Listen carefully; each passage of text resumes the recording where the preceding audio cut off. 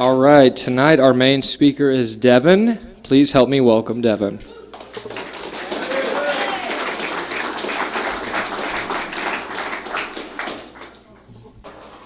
All right, my name is Devon. I'm an alcoholic. How's everybody doing tonight? This meeting's a lot bigger than the last time I spoke here.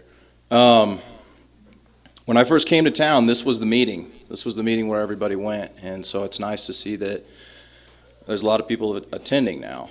Just right off the bat, I'd like to thank Kirk for asking me to speak.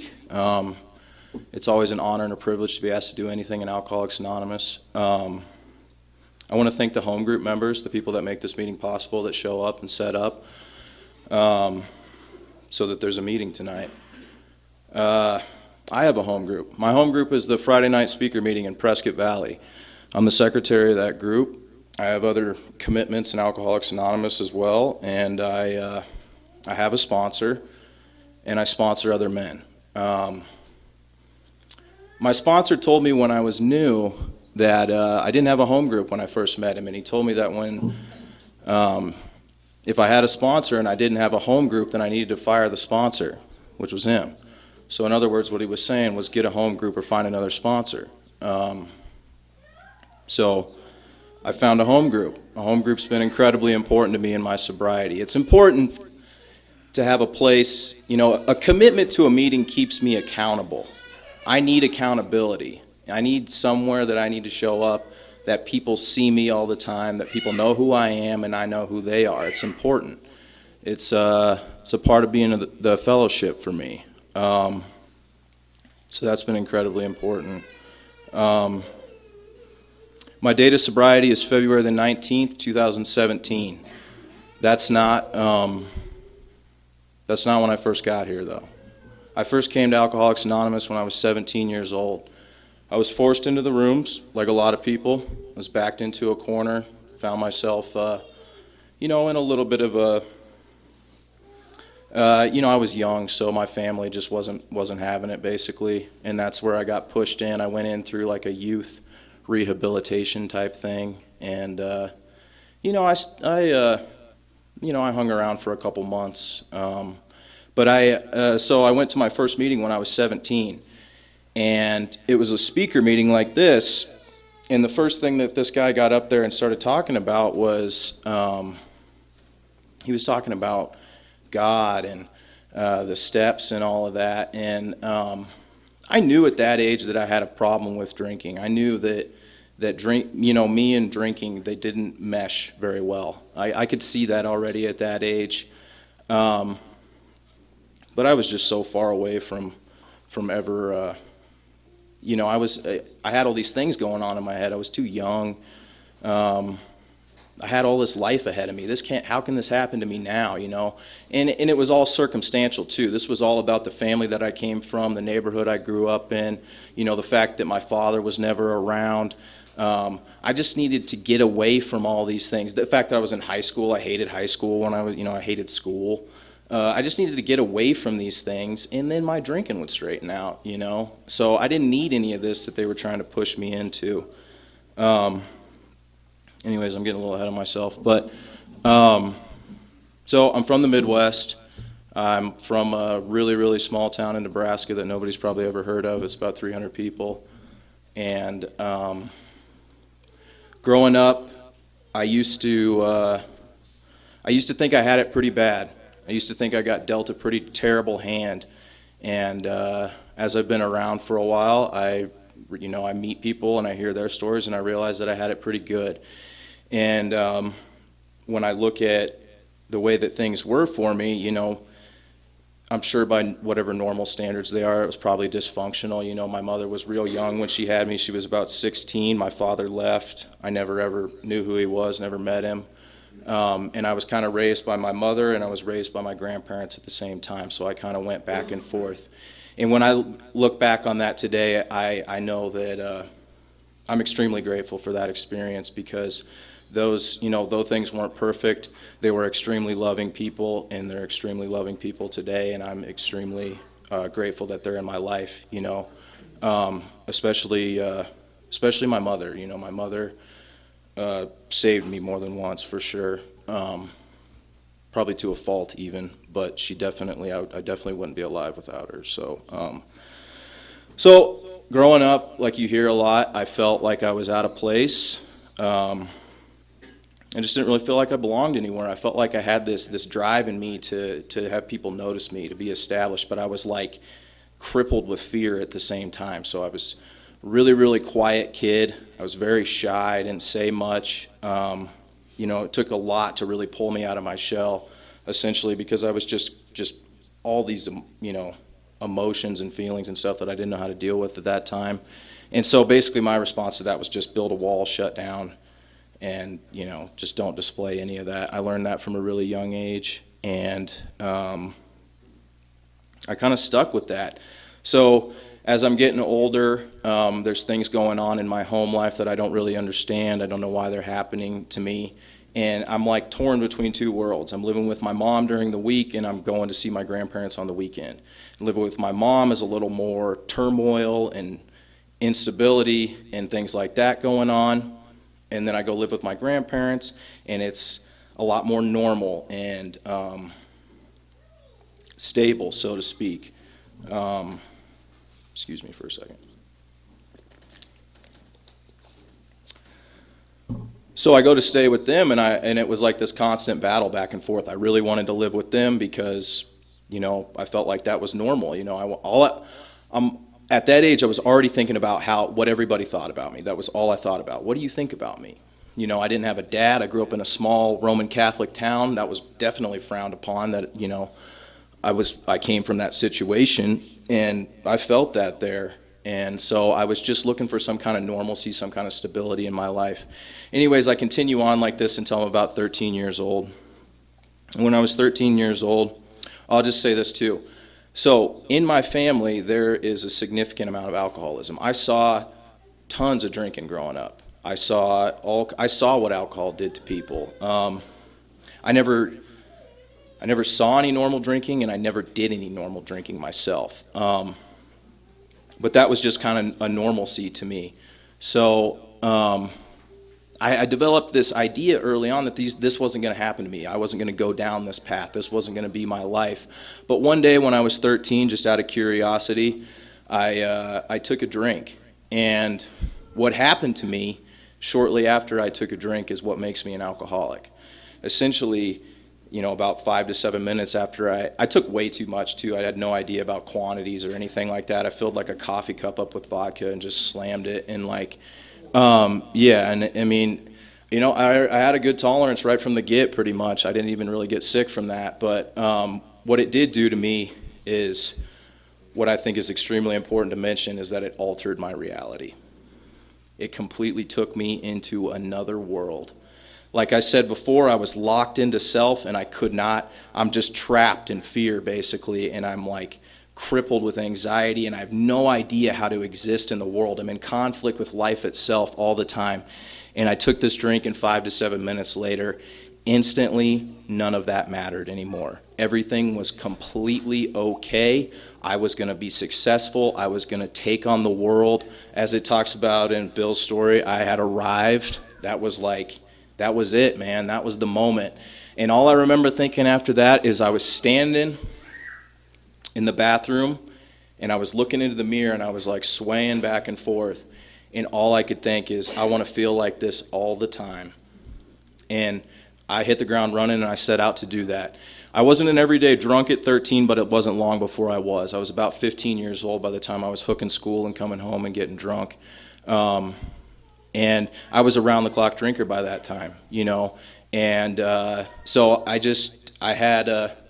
heard somebody say this one time. I had a very acute form of this as far as alcohol. I didn't really dip my toe into the pool. I kind of swan dived into the pool, basically.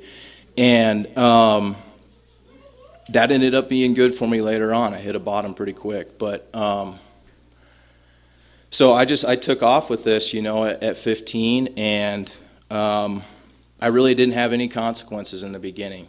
There's 3 stages of drinking that I've experienced, where it's just fun with no consequences, fun with problems, and then it's just straight consequences, and my life just is completely a wreck. And that's exactly how it went for me, and that's the progression of alcoholism. But I just want to talk about that altered my reality. So the way that it's been taught to me and how I identify as an alcoholic is that alcohol does something to me that it doesn't do for 95% of the people in the world.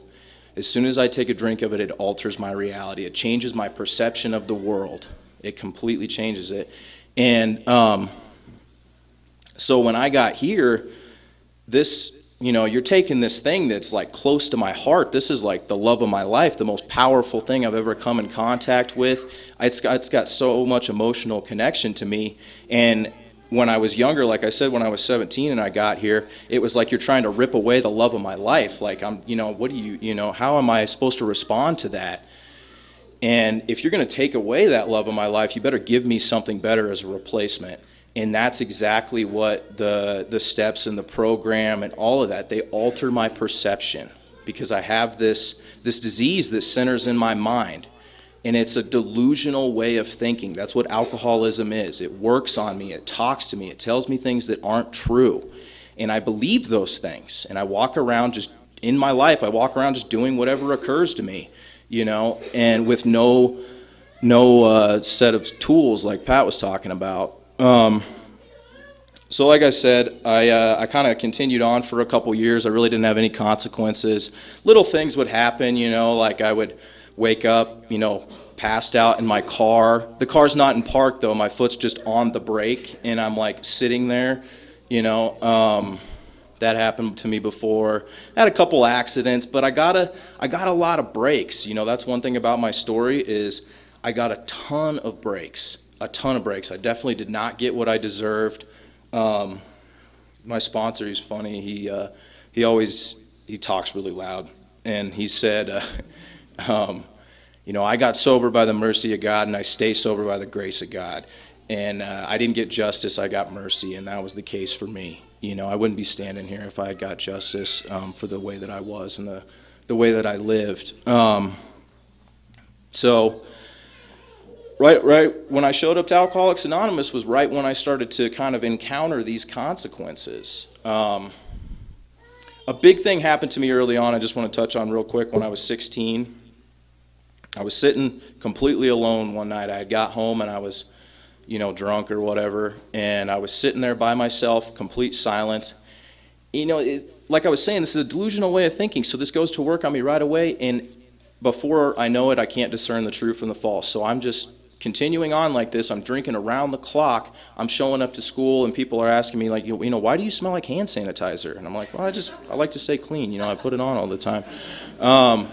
And that was like a regular occurrence for me. So, but I'm just like, this is fine. I'm going to pull out of this. This is no big deal. Like I said, it's all circumstantial. So I have a mind that I can rationalize, justify, do anything I need to do to soothe my conscience and minimize my guilt, give me the ability to do whatever I think I need to do out there.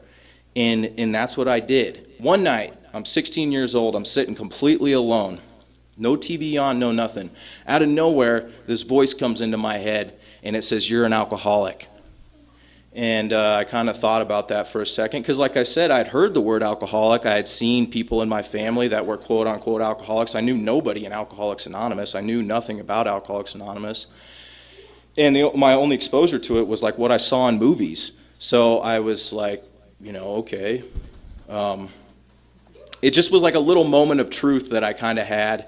And I was, about to pass out or whatever.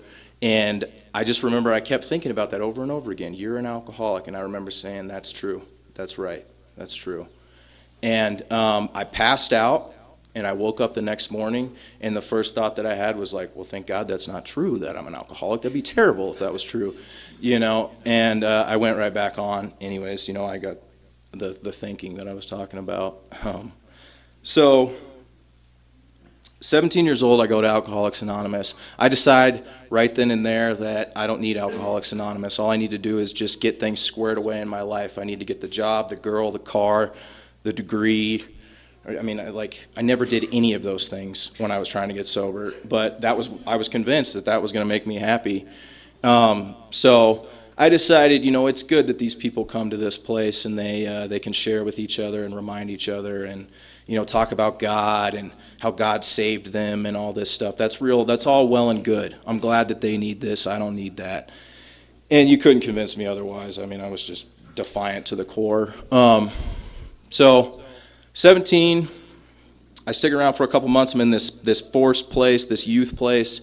They kick me out of there because I started drinking again. And I end up in my first inpatient when I was 18, little like a 28-day, I think they call them like spin dry places. That was my experience with them too. I was 18 and I went into this place, and this is the way that I did things. So right there, I started a cycle that lasted the next 5 years. Kind of like what Pat was talking about, I did the same thing. I was like in A Vision for You where it talks about the boy whistling in the dark. I was the boy whistling in the dark. I'm walking around, everything's good. I'd hang around Alcoholics Anonymous for a few months, maybe 6 months even. The first time I hung around for about 6 months when I got out of that inpatient place. And I'm like the boy whistling in the dark. I'm like, look at me. 6 months ago, I was a bum. I didn't have a key to nothing, and now I got a car, I got a girlfriend. I'm still living in a halfway house, but that's going to change pretty soon. And I'm good. I don't need this anymore. And that was the story for me every time. I just in this cycle just went in and out for the next 5 years, and that was always the story in my head. I'm good. I don't need this anymore. It would just start to go to work on me. Why do I need to go make coffee for these people? I don't even drink coffee, and it was I would just talk my way right out of here. And so a few big things happened. I got out of that 30-day place. I learned about alcoholism, or what I was capable of listening to at that time. I was pretty closed-minded. I didn't really, I thought I still kind of knew everything. I got out of there, and I was always real good at just the appeasement thing. I would do whatever I needed to do to kind of get people off my back, get my family off my back, get out of a jam, whatever was going on with me. I'd come in here and say that I was an alcoholic. Like I said, I never had a problem saying that. I knew that I had a problem with alcohol, but I just wasn't convinced of the solution, basically. And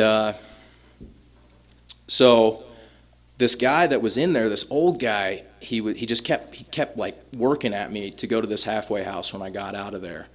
And really because I didn't have anywhere else to go, that seemed like a good option for me. So I went into this halfway house, and it was a super strict place. It was like these guys were like right out of prison, and they took your money from you, and you didn't have a phone for a long time. And I was like 18 years old, and there's all these like 30, 40-year-old guys that are like, they've been doing this for decades, just going in and out like this. And I got a sponsor because, I thought I was being nice to this old man by telling him that he was my sponsor, and I would sit with him, and he would read out of the book with me, and we would write things down, and I, just did whatever, like I said, I'm appeasement. The whole time I'm at this place, I'm working the system. I'm working the angle, basically. I got a car they don't know about. I got a girl they don't know about. I got a job they don't know about, and I'm just stockpiling money, right? I've always been shifty that way. I'm just, I'm coming in and I'm making you look like I'm the model. I was the model client, halfway house resident, whatever you want to call it. I was the model resident, but I was doing all this shady shit on the side. And I didn't think anything of it because that was how I had lived my life. I did that all the time. And so I'm there for about 6 months. I'm literally about to graduate this program, and I'm like working like 80 hours a week. Most of it I'm spending time with this girl though, so I'm not really working 80 hours a week, but they think I'm working 80 hours a week, that kind of thing. And all I'm waiting for is I'm just waiting. I'm finding a sick one, right? I'm just waiting for her to give me the okay to move into her place, and then I'm bailing out of there, right? And that finally happened, and I just walked in one day and said, you know what, I'm out of here, packing my stuff. And the guy, it was like 11 o'clock at night, and the guy's like, what are you talking about, man? You're about to graduate in like 2 weeks. And I'm like, nope, I'm gone. Got it all squared away, I'm good. And I took off and left that place. And, I'm not trying to glorify or, what's the word I'm looking for? I don't want to make it seem like I think I'm cool or anything like that. I'm not. I don't think I'm cool. I'm in the wrong place to be doing that. I'm not trying to brag about how bad I was or anything like that. That's not the case. I'm just trying to accentuate that me standing here, almost 3 years sober, able to do this as a functional member of society and a sober member of Alcoholics Anonymous has literally nothing to do with me. It's not me. I'm not that guy. I'm the guy that's doing all the shady shit all the time. That's me. So I leave with this girl, and it talks about in the book how we roar through people's lives like a tornado. And that's what I did. I roared through this woman's life. And she was a great person, and just,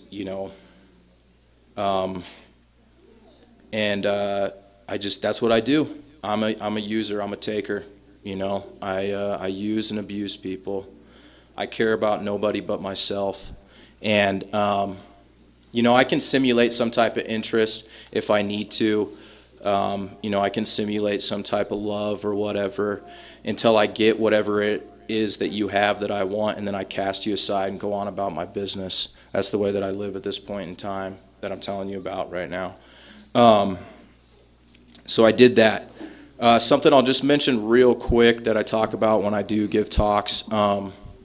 Because I started at such a young age and I hit the ground running, and I will say I did use drugs, and I won't talk about them, but I did use drugs very often and all the time. I'm one of those people. But I will not talk about it beyond that because it's a meeting of Alcoholics Anonymous, and I'll just respect singleness of purpose and all that. But when I couldn't get alcohol, I couldn't buy it legally, right? So I was one of those mouthwash drinking street drunks, and I did that for about 8 months, and it almost killed me, I don't know if you know anything about that, but it is not a fun experience at all. And this is what I am. I'm of the hopeless variety. I can't get, cheap $9 vodka from the store at times, so I'm willing to drink, $3 Listerine. That's the extent. I'm willing to go to any lengths to get drunk. And if you get in the way of my drinking, you're out of my life. So that's how I lived and left to my own devices by the time I was 19 years old. I ended up in an ICU, and there was a medical doctor standing at the foot of my bed telling me I was going to die, and there was nothing they could do for me. And around that time, I always talk about this because it's always baffling to me, but right before I ended up in that, I started to get sick a couple months before that, and things started happening really gradually. I don't know if you know anything about liver failure, but when you go into liver failure, your skin turns yellow, your eyes turn yellow, your fingernails turn yellow, your hair starts falling out. I lost a grip of weight in like a short period of time, like 50, 60 pounds. And like I said, I can't discern the true from the false, so I'm just like, this is good. I'm going to get everything together. All I need to do is detox, and this is all going to straighten out. And I went into that. Basically what happened is that woman that I was living with, I can always tell when it's coming to an end and somebody's getting ready to pull the cord. So I waited till she went to work one day, and I just bailed out of there. That was my MO most of the time. But I had somebody come pick me up, and I'm like, I need to go to detox. And as soon as I get in the car, they're like, detox? What are you talking about, man? Where's the hospital at? Like, you look like you're going to die. And I'm like, no, it's good. It's good. I just need to go to detox. Just need to get it squared away, then I'll be good. And they were like, no, we're taking you to the hospital. And I got in the hospital, and it was just like a gradual process. Like I said, I woke up that next morning, and there's a doctor telling me, I'm sentenced to die by the medical profession, essentially. They're like, you're done. They got the priest comes in, everything. I'm not even a religious person, and they got the priest in there and my family, and everybody's holding hands and praying and crying, and it's just an awful experience. I can't even imagine how terrible it was for my family. And I still, I work to show up today to mend that and whatnot. But I did not believe that I was going to die. I did not think I was going to die. I just thought, you know what? Just got to get this squared away. I just got to get sobered up. I'll be good. I don't know why things happen in life. I don't know why some people get it and some people don't, and some people die and some people don't. I really don't. I'm not smart enough to figure that out, so I just am totally out of that debate. I don't even enter it.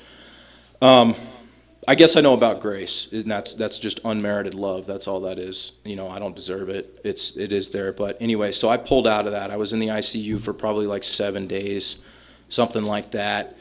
I was pretty sick. I got out, and I don't want to talk about my drinking the whole time. Anyways, I got out of there, and one of the things that I always used to thought, though I did not believe I was going to die, I did think that this was a bottom that I had hit hard enough that I was going to get sober, because I'd been around Alcoholics Anonymous for a little while, and I'd hear these older guys tell their stories, and they had these gnarly stories where they were like 40 years of drinking and just like burning it to the ground over and over.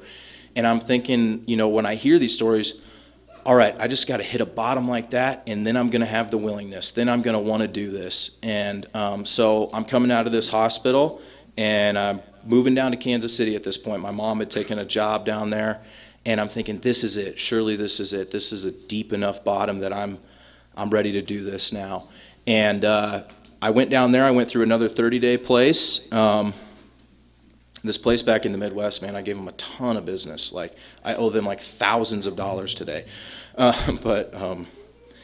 So I went through there, and I really tried. One of the things I remember is I was there for about 28 days, and people were looking at me all the time, because I was still like yellow, and they were like, "What's wrong with you? What kind of meds do they have you on?" And I was like, "No, it's no big deal. I'm going to pull out of it." They said I'm going to pull through. So I get out of there, and one of the things I remembered is they said, go to a meeting of Alcoholics Anonymous within 24 hours. I was 19 years old by the time I got out of there. And I did that. I went to a meeting of Alcoholics Anonymous in Kansas City. And there's a lot of meetings in Kansas City. I went to a lot of meetings of Alcoholics Anonymous. I got cornered by this guy one time after I'd been around for about 4 or 5 months. He was an old guy, kind of a curmudgeon-y guy, and there was this Al-Anon group, or not Al-Anon, Alano club there, and he got right in my face one day, and he's like, "Why are I see you here so inconsistently. You're just you're here and then you're not." And I was like, "Well, I'm just checking out all the meetings. I'm kind of exploring. I'm seeing what's out there. I'm seeing what works for me." And he's like, "No, you're not. You're hiding. You're hiding. You're trying to hide out in Alcoholics Anonymous. You don't want people to know who you are." And he was right. He was right. I showed up to the meeting right when it started, and I left as soon as it was over. And the only time I ever talked to anyone is if it was an old guy and they cornered me like that, or they caught me at the door or something. Because I think I went through the exact stages as Bill. Basically, it's like I don't buy into this. And then all of a sudden I hit this kind of pretty hard bottom that rattles me pretty good, scares me pretty good, and I think, okay, self-knowledge. I know this. I can't drink. I can't drink. I can't use anything else because it's going to make me drink, or I'm going to go back to drinking. 100% I can't drink.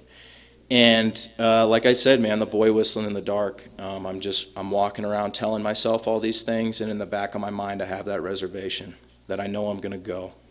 I'm not sure when it's going to happen, but I know I'm going to go. And if you're feeling like that, like, I get it. I get it. I sat in a lot of meetings, and I wanted to be sober. I wanted what you had. I wanted the willingness to want to be here, to want to be a part of this so bad, and I just didn't have it. I knew I wasn't done, and I wasn't. So that's why I said I don't know why. I don't know why it happens the way it does, but that's if you feel like that tonight, I 100% relate. I sat in a lot of meetings feeling like that. So I stayed sober that time, or stayed dry, and stayed around the rooms of Alcoholics Anonymous for about 2.5 years. I didn't drink. I didn't use nothing. I got a decent job, and I worked real hard, and I got real big and strong. I was doing landscaping, and I was around. Once again, I was about 6 months in, and I got done hiding. That guy called me out, started going to meetings a little more consistently, and I got a sponsor. And he was a younger guy, and he was a great member of Alcoholics Anonymous, and still is today. I still know him today. He worked steps with me, And one of the things that happened is it came in layers for me. Like I got a little bit honest with him, and it kind of moved forward. So 2.5 years. Like I said, I went to work. I did everything outwardly appearance that looked good, and I was scared. I thought I was really gonna, like, by this time I was so convinced that if I drank again I was gonna die. So it scared me, and the progression had beat me into this place where I couldn't stop anymore. So I was able to kind of keep it at bay. Outwardly, everything looked great. I was a complete and total asshole. You ask anybody that knows me at that time, I was just wound like this, man. And there's this part that I always think about in this book. It's a transcript of Chuck C's talk, and it talks about, there's a preface in there, and it's written by this guy named Clancy, and it talks about there will come a time, I forget it, I'm going to paraphrase it really badly. There will come a time when the alcoholic must drink to preserve sanity. And I 100% relate to that. I, left to my own devices, without any booze in my system, because that's my solution, I will become so insane, and this spring in my gut will get so tight, and I will just be so resentful and consumed with self that I'll have to drink to preserve my sanity, because I will literally be going insane. That's what alcohol does for me. It's my solution to that. But the trick is progression. Sooner or later, my solution turns into my problem, and it starts to beat me to death. And that's what happened to me. So 2.5 years, I'm straying away from Alcoholics Anonymous. I'm a total and complete asshole to everybody that I come in contact with. And I get this idea. I got a good friend, and he's going out to California for an internship. And he's like, you want to come out and hang out here for like 3 months? And I'm like, yeah, that's good. That'll be good. Get away, fresh start. I got to get away from these people in AA because they're starting to really bring me down. Telling me that I got to go to meetings all the time and this stuff. And that's not true. And that I need to, have this God in my life and whatnot.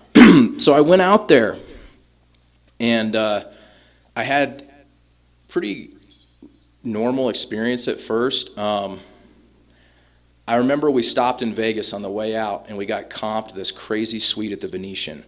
And I'd never been in a room like that before, and it had a full mini bar in there, and there was a fully stocked mini bar. And I remember realizing that and opening the door to it and looking at all like the little shooters in there.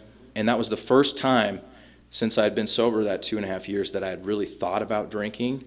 And if my buddy hadn't been with me, he's my best friend. Anything I tell you about, we back each other no matter what. But I would have done it if he wouldn't have been there, if I'm being honest. But I just didn't the obsession hadn't come back yet. I was shortly after that I was at a party in Orange County. I'm in the back of this like $1 million house, and there's like a grotto and a pool, and there's all these people drinking and shoving drinks in my face, and I didn't want to drink. It was the craziest thing. It was like the progression hadn't kicked to that point yet. But I'm going to speed things up a little bit.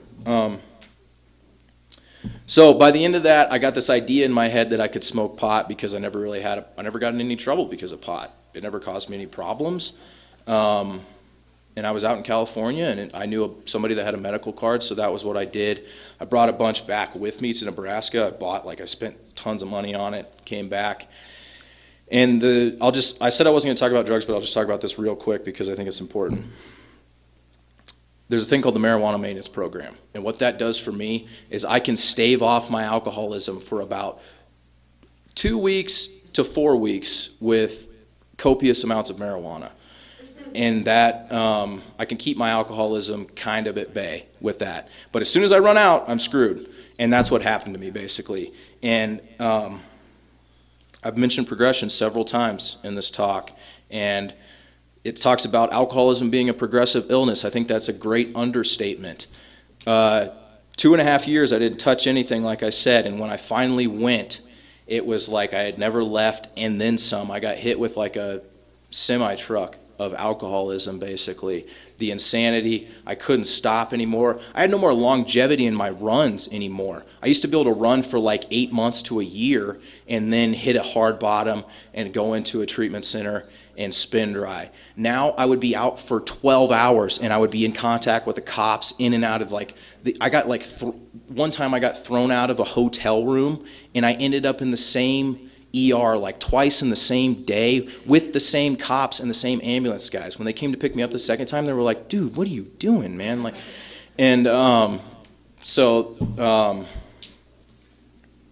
the progression was crazy. And what I realized at that point in time is I'd always been able to stop before. If the consequence was great enough, if I got backed into a corner by my family, if I had to, if I got pushed in, I could stop. Now, I wanted to stop. I was going to Alcoholics Anonymous every month or so. I would sober up for a couple days, and I would show up, and I would tell you people that I was going to die if I didn't stop, that I was done. I was done doing this. And I would walk right out of there, and I would get loaded again. And I couldn't stop. It was an insanity. I was afraid to leave wherever I was staying at that time because I had no idea what was going to happen to me. And I got involved in some other substances at that time, and I was kind of moving around, bouncing around. I went into detox and treatment a few more times after that, and the progression was just this is what brought me to the end. Basically, is what I'm trying to get at. So where I ended up. So I told you February 19th is my sobriety date. February 18th was the last time I had a drink. Somewhere a few days before that, what happened to me is what it talks about in A Vision for You very clearly. It talks about someday you will come to a point where you can't live with alcohol and you can't live without it anymore. And that's what happened to me. I got to this place where it no longer, I had this realization that I could not live with alcohol anymore. This thing that had been my solution, the love of my life, I could not live with it anymore. And I believe that's like a gift, I think. I call it like a gift of desperation, basically. But I had a moment where some like truth about myself could come in, because that's what the first step's about. It says, admitted to my innermost self, in here, where no one else can see. What does it mean to be an alcoholic? What does it mean to me? Not what I admit to my drug counselor, not what I admit to my sponsor, not what I admit to you. In here, where no one else can see. Am I an alcoholic? And that's what the step's about. It's about self-honesty. And it's a two-parter, right? Alcoholism, or I'm powerless over alcohol, and there's a hyphen, second part of the first step, my life is unmanageable. I always thought that was my life is unmanageable as a result of my drinking, right? I took that at face value when I first read it. My life's unmanageable because I drink. All I need to do is not drink, and then my life will not be unmanageable anymore. But as I told you, completely stone sober, left to my own devices, I'm a crazy person. So that I finally surrendered after these 5 years of going in and out. And the only way that happened is I got beat up really, really good by alcoholism. And I had this moment, this gift of desperation where I got honest with myself. And I said, "You're an alcoholic," and that's the truth. That's the truth about me. I'm an alcoholic, and my life is unmanageable. So I was out in South Carolina at that time. I was homeless out there. I was living with my buddy that I told you about, and he had kind of kicked me out because I stole from him and I caused him all kinds of problems. And I don't remember doing it, but I was in a blackout and I bought a Greyhound bus ticket. I had a little bit of money left. It was like the last money I had left, and I bought a Greyhound bus ticket. And I ended up back in Kansas City. And as I said, when the responsibility pledge, I think about that a lot when I reach out for help. I want the hand of AA to always be there. And when I did reach out for help, it was that man that sponsored me a couple years prior to that. I hadn't seen him or talked to him, but he showed up and picked me up. Took me to a detox place, and I came out here to Prescott. I got an opportunity through there. Like I said, I owed them people a lot of money, so they didn't want to let me stay there. They had seen me. I knew the staff by name. I was a regular there, and I don't know if they thought I had any validity, but they didn't want to let me stay there. But what she did do is she directed me to a place out here, and I came through. I was a reflector. I went through reflections. That was good for me. I came out here. The state that I was in when I got out here, I had long hair, greasy, gross hair. I had one pair of clothes. I had a dirty, huge jacket, a button-up shirt that I had hung on to this whole time. It's weird. Like when you get to the end, you keep the weirdest things. And then I had a book with me too in a bag. But I didn't have any clothes besides that. I had a pair of Converse Chucks. They were like tore to shreds. And I got into reflections, and those guys, they wrapped me up, man. And they gave me clothes. and they fed me, and they took me in, and they welcomed me. I did the same thing that I always do when I talk for a long time. I talked mostly about my how I got here and not really what's happened to me since I've been here. But so many amazing things have happened to me. One of the best things that happened to me, I was in Reflections for about 6 months. I did all the things that they asked me to do. I worked steps. I made a decision after I got that gift of desperation that I was going to do whatever was asked of me, that I was done playing games with this, that I was going to give this everything I had, and I did. One of the big moments early on is, if anybody's, I'm sure there's a lot of people in this room that are in treatment right now, we used to have these things that were called honesty circles. And they would like drive us back to the center at like 7 o'clock at night, and all the staff, they would just start fishing. They would be like, we know what's going on. We know. And they would just wait for everybody to start sweating, and people would just be like, I had sex with a girl or whatever, and it was just like, come out, and like, but I was talking to this girl back home, and it was like the first time in my life that I had this realization that I needed to get honest. I'm getting the light already. I'm going to take like 1 more minute, please. The biggest thing that's ever happened to me is I met a man in Alcoholics Anonymous. He's my sponsor today. I met him after I was about 6 months sober, and he said one of the best things that anybody in AA ever said to me. And he talked to me about prayer. And I said that, I didn't really pray at that time. I didn't have any use for prayer. I didn't think it was going to do anything for me. And one of the best things, I'll just paraphrase it, he said, how's your way been working, wise guy? And I had to take a look at that, and my way hadn't been working very good. He said, the best thing he ever said to me was, it doesn't matter. He said, well, then I guess it doesn't matter what you believe in, because what you believe in doesn't work, then does it? And that was like, oh, yeah, it doesn't work, what I believe in. And he says, well, it doesn't matter. I'm not asking you to believe. It's not about what you're going to believe. All that I care about is, what are you willing to do? What action are you willing to take? And the action he gave me was get on your knees and ask God for the strength to stay clean and sober today. And that saved my life. That man that helped me that day is the man who put my hand in God's hand. He brought me back to God. Thanks.